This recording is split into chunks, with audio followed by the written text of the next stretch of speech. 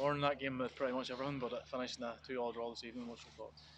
Yeah, it was frustrating. Obviously, I think we don't get off to the best possible start. An early goal away from home in a tie like this isn't ideal, and it probably rocks us for 15 or 20 minutes, and they've their tails up, and it makes it hard from that point of view. To be fair, we hang in there, we get a goal with probably our first attack really of the game, and it steadies the ship for us a wee bit, and it allows us to kick on a bit. So we then do really well. Matthew does fantastically well for the goal in the second half, and it's a great piece of skill from him and a great finish, to be fair. And from there, I thought we managed the next part of it quite well. And then Josh is devastated up there. It's one of those ones. It's a freaky one where I think he's expecting a tackle, expecting contact, and he sails in. And with that, it's just, I think even some of the lads are saying it starts well outside the post and nearly swerves and curls in. So it's one of those things. Probably if you do it 200 times, you couldn't do it if you tried. And with that, it's just sadly for us, it just probably is. Ends up probably a frustrating 2 points dropped. Is that the most disappointing thing? Because at 2-1, Glentoran probably didn't create many clear cut opportunities.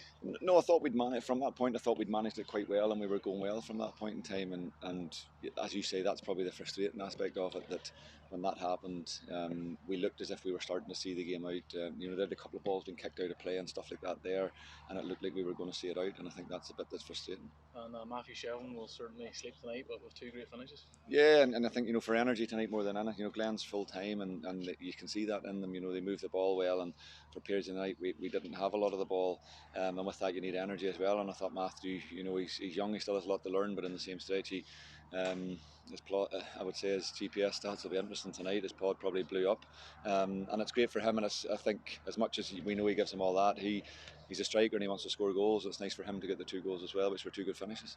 And Adam Allen was back in the squad on Saturday. Ben and Curtis back this evening. It must be great to have them available. Yeah, we're at that point where they're